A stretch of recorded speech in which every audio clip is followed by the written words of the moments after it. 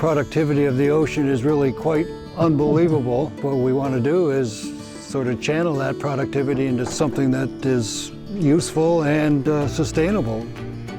We have to come up with good, sustainable income sources, right? And ways that you can make living in rural coastal communities. Kelp is one of 2 ingredients in our product called Abundance, and Abundance is an organic soil booster. Our goal is literally to knit the coastline together. Oh, perfect. Nice job.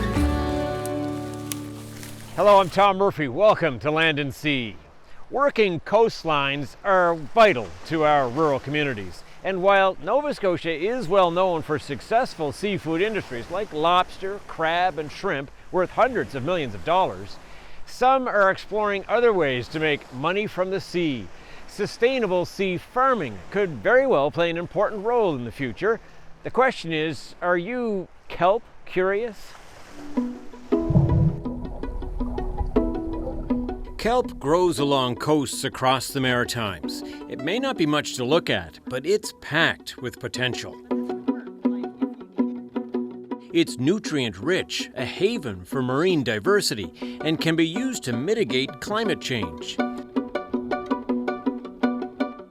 It's used in everything from beauty products to fertilizers to tasty treats.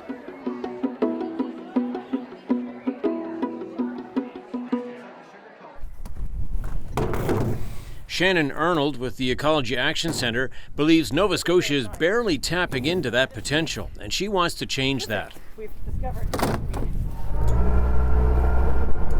Shannon has teamed up with Peter Darnell of Indian Point Marine Farms to start a demonstration farm called Kelp Curious. Shannon is passionate about the health of our ocean and the livelihoods of people who depend on it. After helping grow the mussel industry, Peter is excited to be part of a burgeoning kelp industry here. Well, it's exciting to see something new happening. You know, I mean, it was kind of depressing watching a mussel industry that was fairly vibrant for quite a while just sort of disappear here. And nothing really got done about it, and it just sort of disappeared. But it would be nice to see people have opportunities to make a living on the water. There are 2 main kinds of kelp native to Nova Scotia, horsetail kelp and sugar kelp. Shannon and Peter plan to grow over 8,000 pounds of sugar kelp to test the local market. But first, they need to find reproductive kelp in the wild. Kelp's reproductive cycle begins in the fall as the ocean water cools and days get shorter. Shannon and her colleague Simon have come to Hell Point, Nova Scotia, to look for reproductive kelp. There we go. After a windy weekend, they're hoping to find storm-cast kelp along the shore.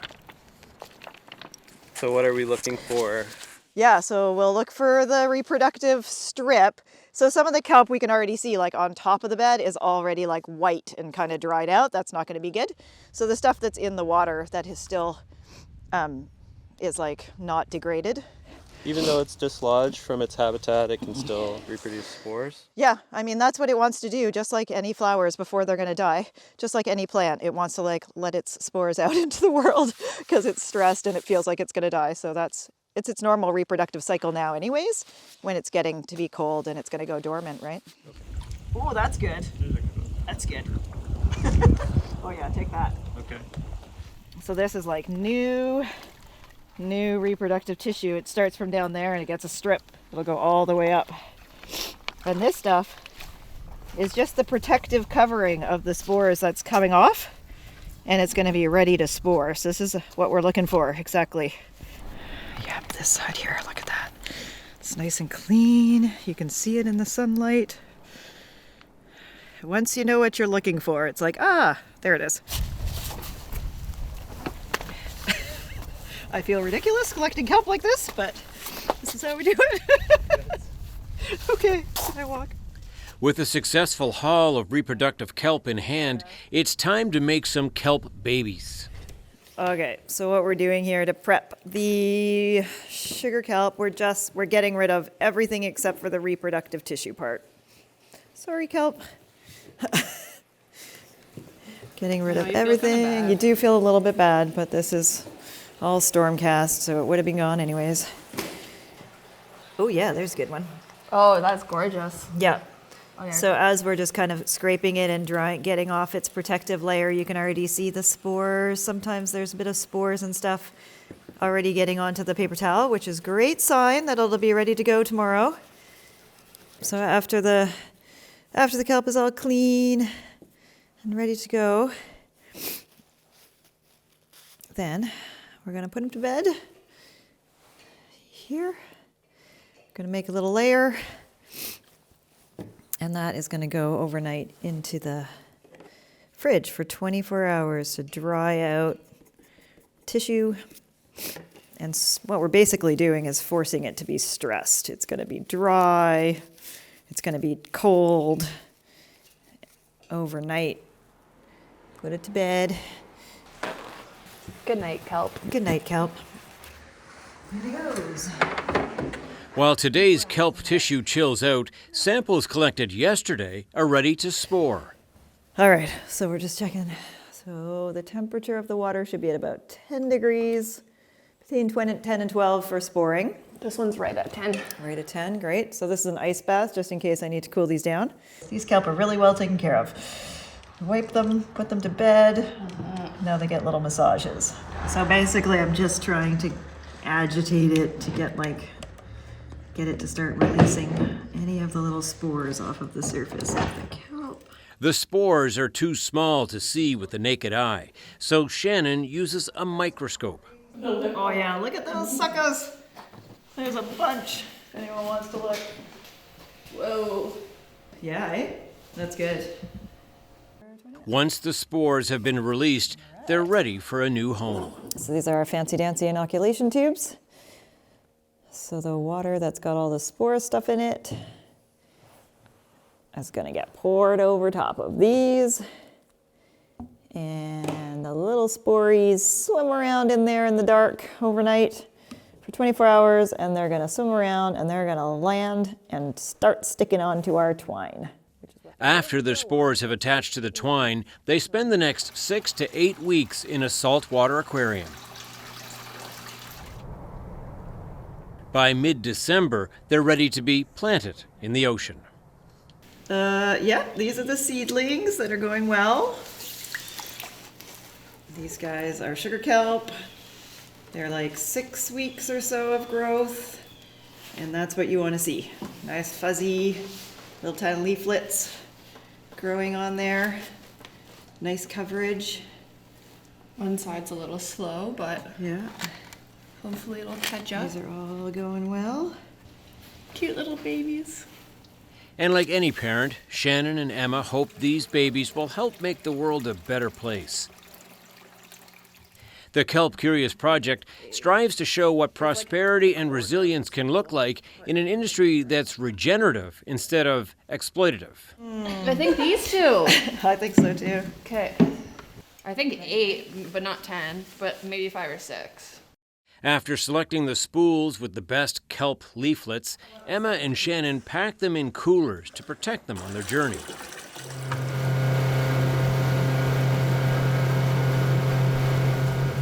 This is a nice weather window, that's for sure.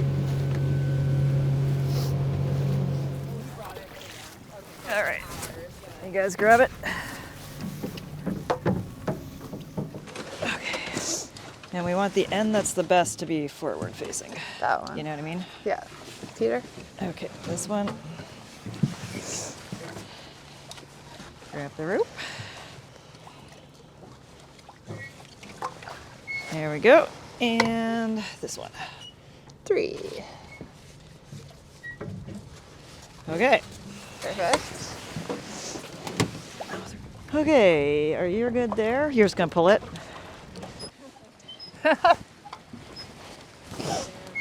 Look at that, see? Lovely, lovely.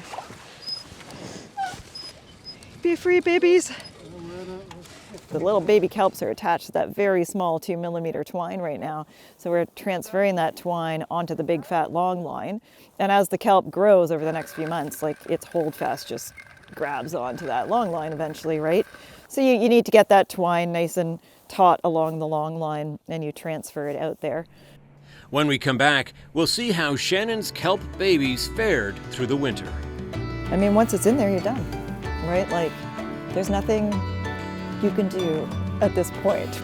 We'll let those little babies do their thing for the next 3 or 4 months.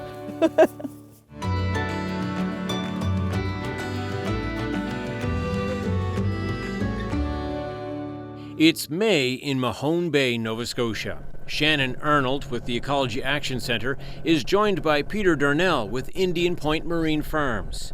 They're here to harvest the kelp they planted in December for Kelp Curious, a demonstration sea farm they created to showcase how kelp could become more than cottage industry.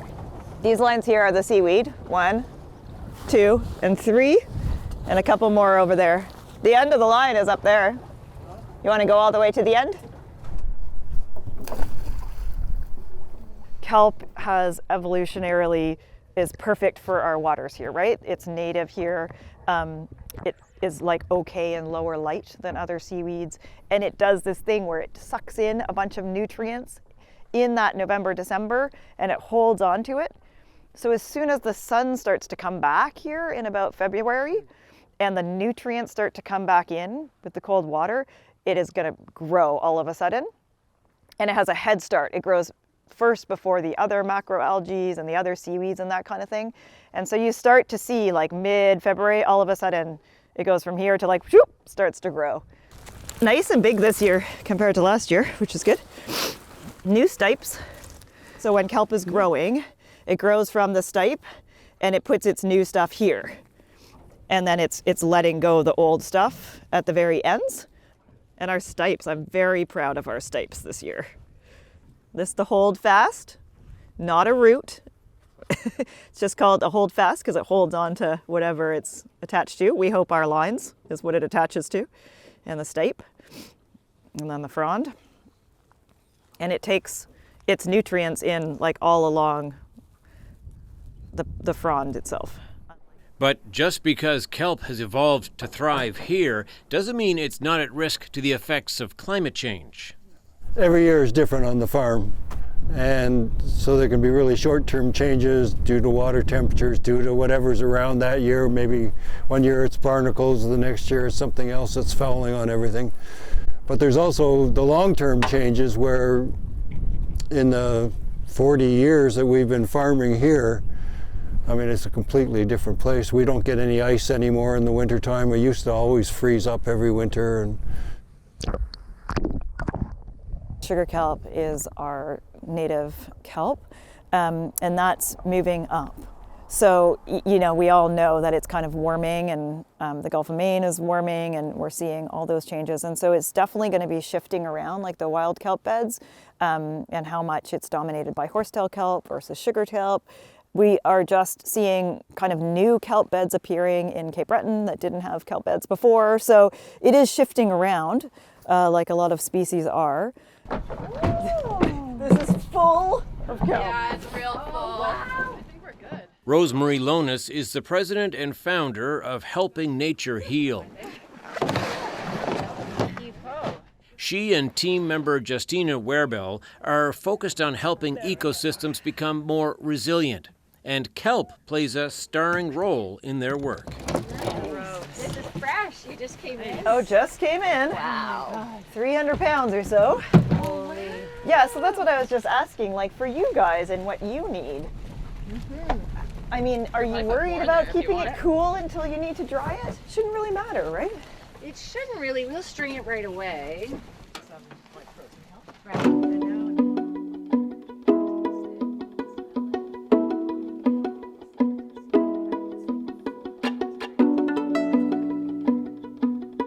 We were delighted to receive so much. This is our first really big haul, I think around 300 pounds. We've been getting sort of 20 pounds, 30 pounds at a time. So this is a really big step for us to move into more production. Once today's harvest is dry, they'll grind it up and get to work making a biostimulant they call Abundance. I love how it's been living under water and now it's seeing the daylight.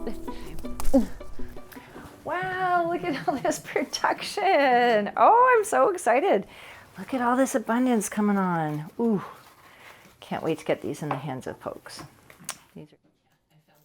I like the sense of like all of our energy going into these, you know, and then it's like passive, sitting, waiting for the potential to like get in the ground and start doing its work. All this potential just at our fingertips. Rosemarie and her team make abundance balls for individual consumers to use in their homes and gardens, but they also make bulk quantities of abundance to help coastlines adapt to increased erosion caused by climate change. These are the pins showing some of the places we've worked. We haven't finished pinning everything yet, but we're on our way. You can see there's a huge concentration on the south shore of Nova Scotia. Of course, we're experiencing climate change drastically here. A real hotspot here on St. Margaret's Bay, of course, where we're hitting a lot of climate changes, and combined with sea level rise and the magnificent storms that often hit that region, we are really helping people to buy themselves some more time and grow resilience through the plant-soil relationship. So we're gonna come down just a little bit further, Neil, into, there's a little gap right down here that we'll put these trees in. We have a gap in the diversity here, so we'll add another tree in this space, and then we'll put the white pine probably, either one, doesn't matter, right here. And then we can see the triangulation of the other trees, right, that are in this location already. Makes sense, yeah? Okay, dig away. I'll get the manure and the myco ready for you. Helping Nature Heal uses their abundance biostimulant to strengthen the roots of these shrubs. Stronger roots means stronger soil systems, and that means the coastline becomes more resilient against rising water levels and crashing waves from more powerful and more frequent storms. And so this method, albeit slowly, it's using nature and nature's processes to do the work, and acting that the plants become stewards and partners in our battle against climate change here, right? The adaptation, using the best of the plant's qualities of that really aggressive root system that knits and binds to the soil and to each other, so that we can slow down the rate of erosion. After the break, Rosemarie and other kelp entrepreneurs gather at Kelp Fest. So we're trying to take folks from being kelp curious to kelp serious.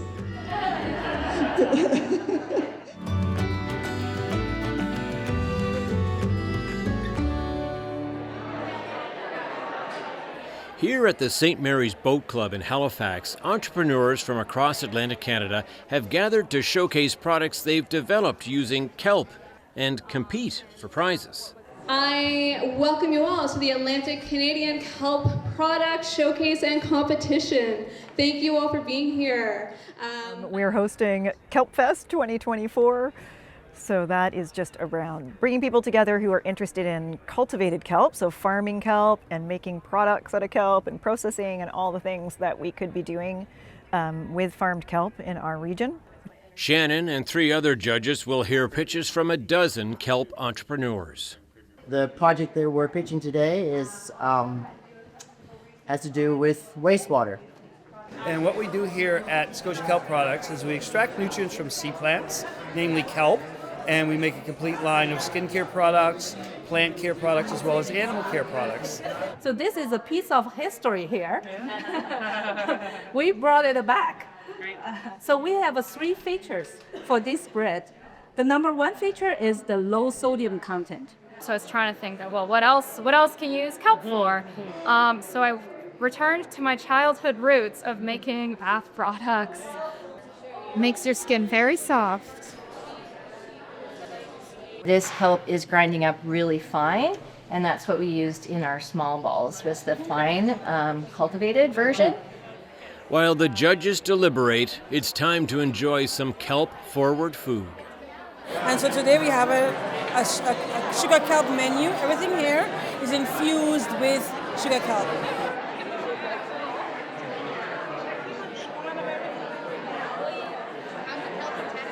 So we have people coming from across all the provinces, across the sector. We have investors, farmers, entrepreneurs, researchers, who are all coming together to talk about cultivated kelp and what we can do with it. Earlier, just before our reception, we had this great little event where we had a product competition for people who are making new kelp-inspired products, and we had 10 or 11 small businesses in that, which is really exciting to see. So there's just a lot of interest. There's growing interest in this as like a sustainable and a green possibility for our economies, and especially for rural coastal communities in Atlantic Canada. Want to really congratulate Helping Nature Heal, and is our $3,000 winner in the agriculture vertical. So congratulations.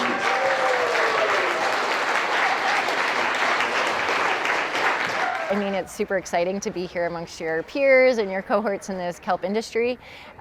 Winning the award is kind of putting the naysayers at bay and knowing that we can move forward in confidence that we are on the right track and that we're going to make a big hit in the industry. Beyond the prizes, participants are excited to meet others in this growing industry. Yeah, it's the right time, right place, probably. Right product. Yeah, it's got so many uses. It's low impact, it's low cost to get going. We call it regenerative because it's just feeding itself in the ocean, right? You're not adding any food to it or pesticides or anything like that. So it's like a good example of a green economy or blue economy.